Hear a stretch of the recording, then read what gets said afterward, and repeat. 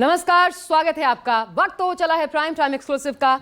मैं हूं आपके साथ आशा झा और आज मैं जिंदा हूं, मुझे वोट देना है। 2021 में एक फिल्म आई थी कागज। उस फिल्म में जिस किरदार को रखकर उसकी कहानी इर्द गिर्द रची गई थी, दरअसल वो किरदार यूपी से जुड़ा हुआ था। वो किरदार एक ऐसे शख्स की कहानी थी जो पूरे जीवन भर ये कोशिश करता रहता है कि उसे सच समझा जाए, जाना जाए उसके बारे में, ये जाना जाए कि वो शख्स जिंदा है।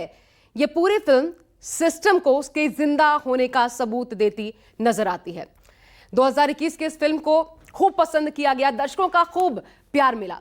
लेकिन सोचिए क्या हो अगर असल जिंदगी में वाकई किसी की हकीकत बन जाए ये फिल्म। ऐसा ही हुआ है और इसे संयोग कहिए या फिर दुरुपयोग कहिए कि जो कुछ उस फिल्म में होता नजर आता है, जिस किरदार के इर्द गिर्द कहानी रची गई थी, वो किरदार यूपी का रहने वाला है और ठीक ऐसी ही असलियत यूपी में देखने को मिल रही है।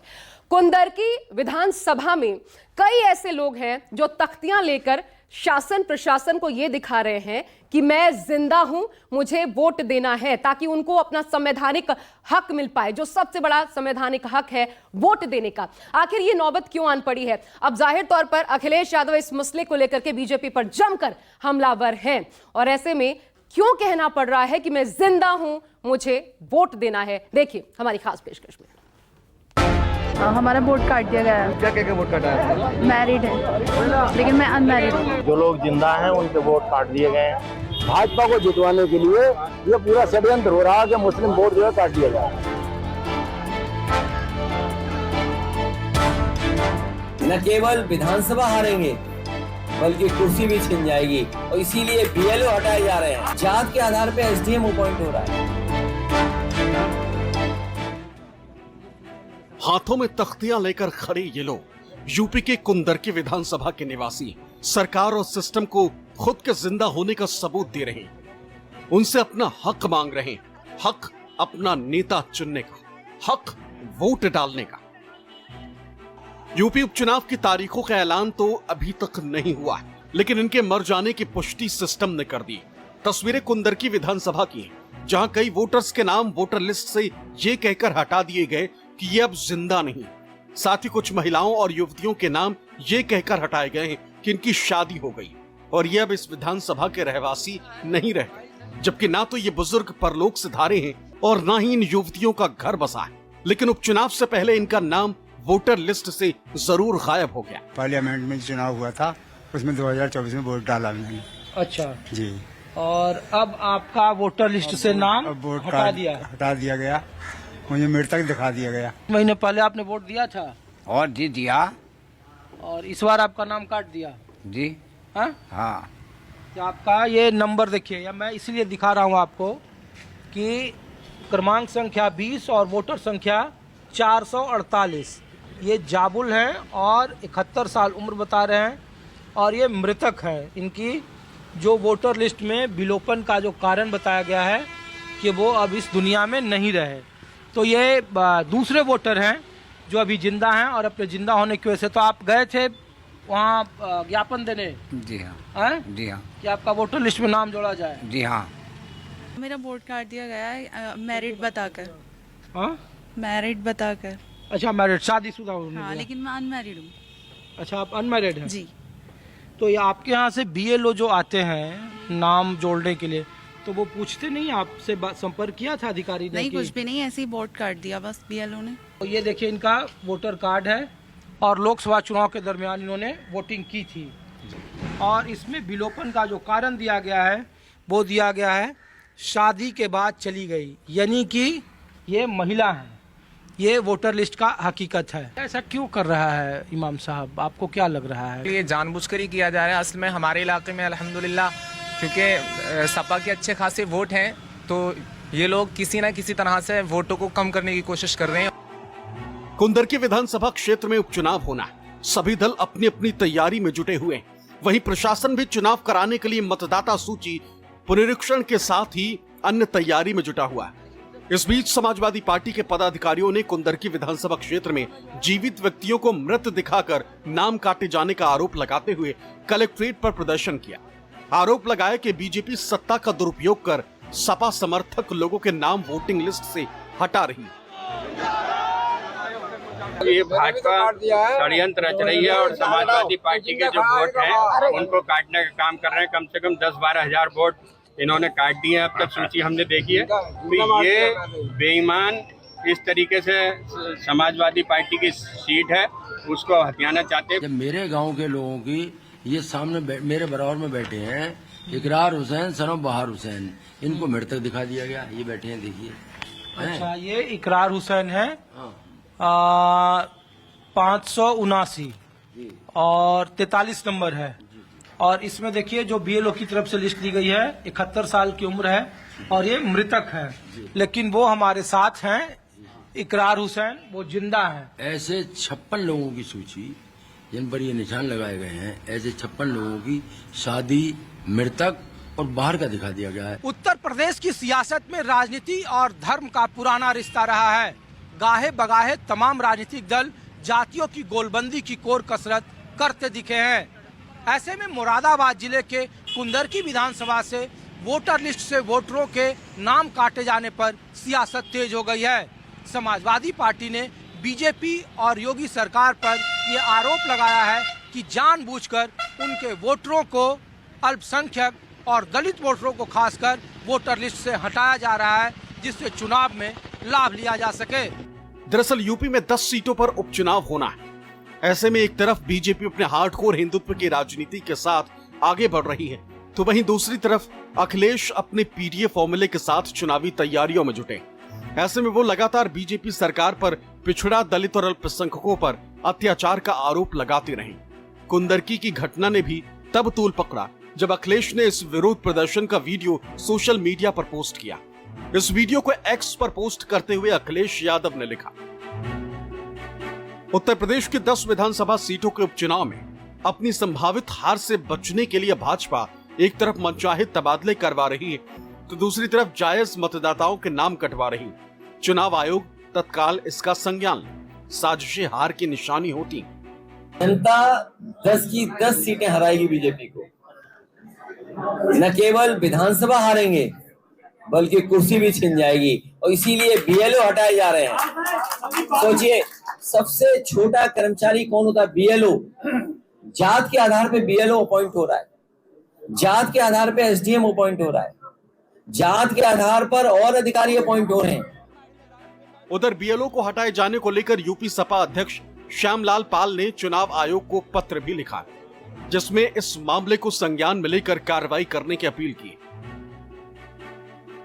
इस सरकार को वो नहीं चला रहे, नेता नहीं चला रहे, मंत्री नहीं चला रहे, बल्कि अधिकारी चला रहे हैं। इस चीज पे रोकथाम लगनी चाहिए। और जब विधायक और उनके मंत्रियों का ये कहना है तो आप अंदाजा ला सकते हैं कि उत्तर प्रदेश के अंदर जनता का क्या हाल होगा, जनता की सुनवाई कौन कर रहा होगा और उनके साथ कैसा व्यवहार हो रहा होगा।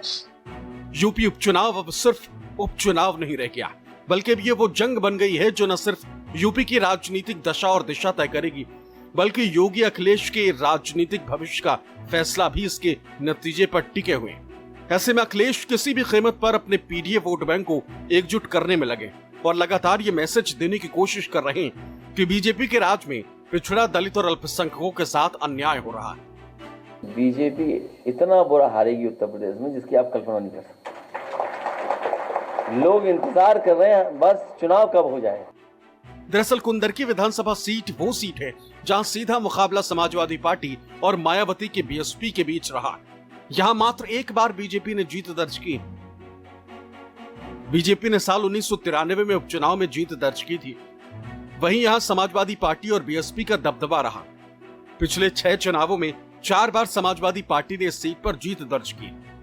हमेशा जब भी चुनाव होते हैं, चाहे जनरल इलेक्शन हो या बाई इलेक्शन हो, अपोजिशन निश्चित तौर पर आरोप लगाता है कि पर्टिकुलर कम्युनिटी, कास्ट, रिलीजन के लोगों को बीएलओ पद से हटा के नए लोगों को लाया जा रहा है, या फिर किसी पर्टिकुलर कास्ट या रिलीजन के लोगों के वोट काटे जा रहे हैं। ये आरोप एक कॉमन है।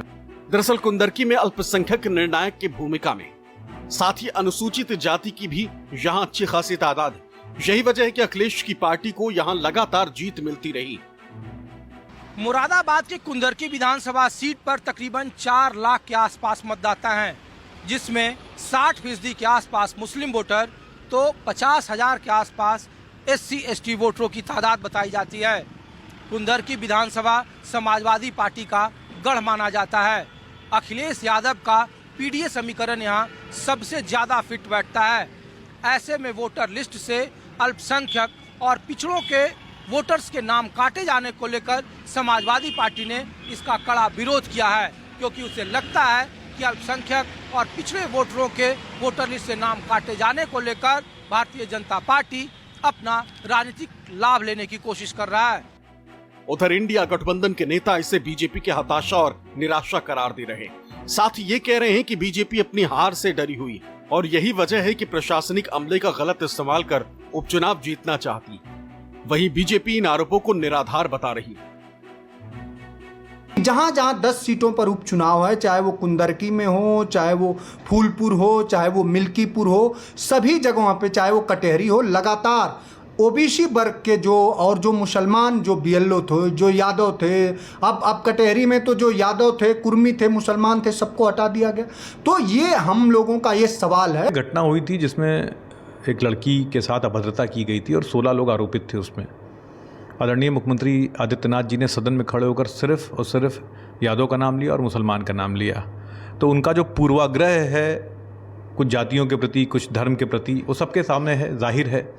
तो अगर अखिलेश जी ये सवाल उठा रहे हैं तो मुझे लगता है बेईमानी नहीं है, लेकिन चुनाव आयोग को चाहिए कि निष्पक्ष जांच होनी चाहिए। अखिलेश यादव का ट्वीट, वीडियो और जो बहानेबाजी है, ये ठीक उसी प्रकार की है जो एग्जाम देने जाते हुए बच्चों को ये समझ में आ जाए कि एग्जाम में पास नहीं होंगे तो कुछ न कुछ बहाना बना देना चाहिए। उसी तरह अखिलेश यादव जी कह रहे हैं कि जी बीएलओ हटा दिए गए, कुछ लोग के नाम कट गए। दरअसल सवाल सिर्फ कुंदरकी का नहीं है, बल्कि बाकी उन 9 विधानसभा सीटों का भी है जहां पर उपचुनाव होना है। साल 2024 के लोकसभा चुनाव के दौरान जिस तरह का डेंट बीजेपी को उठाना पड़ा, उसके पीछे एक बड़ी वजह अल्पसंख्यक वोट बैंक का समाजवादी पार्टी की तरफ शिफ्ट होना भी माना जाता है। ऐसे में कुंदरकी की इस घटना ने विपक्ष को बीजेपी पर हमलावर होने का एक और बड़ा मुद्दा दे दिया है। तो चलिए सबसे पहले आपको ये दिखाते हैं कि यूपी में मुस्लिम किंग मेकर कैसे और कितनी जगहों पर किंग मेकर की भूमिका में है। पहले तो आबादी के लिहाज से समझ लीजिए कितनी आबादी, हम कई बार इस शो में आपको दिखा चुके हैं, एक बार फिर जान लीजिए। 3,84,00,000 की आबादी है कुल मिलाकर के। प्रतिशत के लिहाज से अगर आप इसे समझना चाहें तो ये आंकड़ा बैठता है 19% का। अब कितने सीटों पर इसका असर देखने को मिलता है, तो ये 143 ऐसी विधानसभा की सीटें हैं जहां पर इनका दखल नजर आता है। इनमें से 70 विधानसभा सीटें जहां पर 20 से 30% मुस्लिम आबादी आती है। आगे समझिए 36 विधानसभा ऐसे आते हैं, ऐसी सीटें हैं जहां पर मुस्लिम प्रत्याशी अपने बूते यानी अपने वोट बैंक के बूते जीत दर्ज कर सकते हैं। जीत हार के लिहाज से अगर बात की जाए तो देखिए ये दिखता है 107 सीटों का। अगला आंकड़ा आपको दिखाते हैं, 107 विधानसभा सीटें। जीत हार यहां पर मुस्लिम जो मतदाता होते हैं वही तय करते हैं। सबसे ज्यादा वोट बैंक, मुस्लिम वोट बैंक कहां है, वो दो जिले भी हम आपको दिखा देते हैं। देखिए रामपुर और मुरादाबाद 50.57% से ज्यादा। और इसी मुरादाबाद के भीतर कुंदरकी विधानसभा जो है, जहां का मामला आप देख रहे हैं, वो भी पड़ता है। अब कुल मिलाकर के कुंदरकी में मतदाता कितने हैं, ये आंकड़ा अब आपके सामने। 3,80,217, इनमें मुस्लिम देखिए 2,25,000, अनुसूचित जाति 65,000, क्षत्रिय 30,000, सैनी 30,000, राजपूत 20,000, यादव 15,000। यहां मुस्लिम और यादव मतदाता को अगर आप जोड़ दें तो वोट बैंक इनका हो जाता है 2,40,000 का, जो किसी भी कैंडिडेट को एक तरफा जीत दिलाने के लिए ये देखिए काफी है। और ऐसे में कुंदरकी सपा के लिए अहम सीट है और यहां से वोटर लिस्ट से लोगों के नाम गायब होने के मामले को समाजवादी पार्टी ने अब मुद्दा बना दिया है। एक तरफ अखिलेश अपने पीडीए को मजबूत करने में लगे हैं, तो वहीं दूसरी तरफ अखिलेश के लिए गठबंधन का पेच मुसीबत खड़ा कर रहा। भले ही समाजवादी पार्टी और कांग्रेस ने इंडिया गठबंधन के बैनर तले यूपी उपचुनाव लड़ने का ऐलान कर दिया हो, लेकिन अभी तक सीट शेयरिंग का पेच फंसा है। इसी बीच कांग्रेस ने 10 सीटों पर पहले प्रभारी और पर्यवेक्षक नियुक्त किए और अब उन्होंने मीडिया इंचार्ज भी नियुक्त कर अखिलेश के साथ प्रेशर पॉलिटिक्स वाला दांव चल दिया। 10 सीटों पर किसे मीडिया इंचार्ज बनाया गया, इसकी सूची भी जारी कर दी, जिसमें सीसामऊ में अतहर नईम, मीरापुर में हिमांशु गुर्जर, कुंदरकी में सुधीर पाठक, गाजियाबाद में आशुतोष गुप्ता, मजवा में मिनहाज अहमद, फूलपुर में मोहम्मद हसीब अहमद, कटेहरी में अवधेश मिश्रा, मिल्कीपुर में संजय तिवारी, खैर में गोपाल मिश्रा और करहल में शशि भूषण सिंह को मीडिया इंचार्ज बनाया गया। उत्तर प्रदेश में एक कहावत बहुत मशहूर है, न खेलब न खेले देब, बल्कि खेलिए बिगाड़ देब। यानी न खेलेंगे न खेलने देंगे और खेल ही बिगाड़ देंगे। यूपी में उपचुनाव वाली सीटों पर कांग्रेस इसी रणनीति के तहत आगे बढ़ रही है। वो लगातार अखिलेश यादव को यह संदेश देने की कोशिश कर रही है कि अगर सीट बंटवारे पर बातचीत नहीं बनती है तो वो अकेले ही चुनावी मैदान में उतर पड़ेगी। ऐसे में अखिलेश यादव पर गठबंधन की गांठ न खुलने देने का दबाव भी बन रहा है। 2024 के लोकसभा चुनाव में दो लड़कों की जोड़ी ने बीजेपी के किले को ध्वस्त कर दिया। पंजे और साइकिल के गठजोड़ ने बीजेपी को 62 से सीधे 33 सीटों पर लाकर खड़ा कर दिया, जिसके बाद उपचुनाव में भी दोनों दलों ने साथ इंडिया गठबंधन के बैनर तले लड़ने का ऐलान कर बीजेपी की चिंताएं बढ़ा दी। हम लोगों का गणितीय गठबंधन नहीं हुआ है, हम लोगों का गठबंधन केमिस्ट्री में है। एक दूसरे से बात कर रहे हैं, एक दूसरे की बातों को, सुझावों को समझ रहे हैं। ये गठबंधन चट्टान की तरीके से स्थिर भी है, एक है, नेक है और पूरी तरीके से भारतीय जनता पार्टी के खतरनाक मंसूबों के खिलाफ है। कांग्रेस पार्टी के साथ हमारा पहले भी गठबंधन रहा है और एक अच्छा सामंजस्य और आपसी रिश्ता बना है और लक्ष्य हम लोगों का है भारतीय जनता पार्टी की सरकार को हटाना, क्योंकि वो जनमानस के मुद्दे, बेरोजगारी, महंगाई, महिला सुरक्षा, पेपर लीक जो निरंतर हो रहे हैं, किसानों की कठिनाई, उस पर जरा भी ध्यान नहीं दे रही है। अभी जो एमएसपी भी उन्होंने अनाउंस किया उससे किसान की लागत भी नहीं निकल पा रही है। इन्हीं मुद्दे हैं और हमारा गठबंधन मजबूत है। हम मिलकर चुनाव लड़ेंगे और जीतेंगे। भारतीय जनता पार्टी अपने नेता नरेंद्र मोदी जी और योगी आदित्यनाथ जी के नेतृत्व में विधानसभा चुनाव की तैयारियों में जाएगी। जो कमियां हमारे अंदर रहीं इस चुनावों में उसको हम ठीक करेंगे और बेहतर कानून व्यवस्था के नाम पे, बेहतर औद्योगिकरण के नाम पे, रोजगार के नाम पे एक अच्छी सफल सरकार योगी जी चला रहे हैं।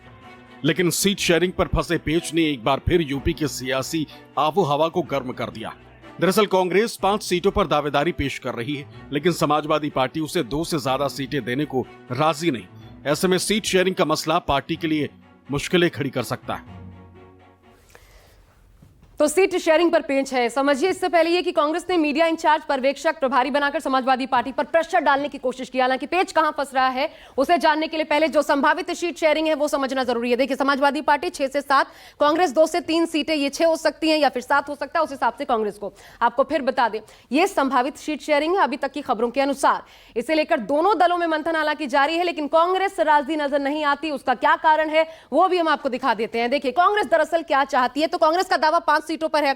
समाजवादी पार्टी हालांकि 3 ही सीटें देना चाहती है। खैर, मीरापुर और गाजियाबाद यही देने को राजी हैं, ये सूत्रों के अनुसार। लेकिन विधानसभा उपचुनाव में कांग्रेस 50-50 फॉर्मूले पर आगे बढ़ रही है, क्योंकि कांग्रेस की रणनीति समाजवादी पार्टी के समक्ष खुद को खड़ा करने की है। कांग्रेस इस उपचुनाव के जरिए 27 की रणनीति बनाती दिख रही है, लेकिन गठबंधन धर्म का पालन करते हुए यह कोशिश कितनी कामयाब होगी वो भी तब जब अखिलेश यादव सामने है।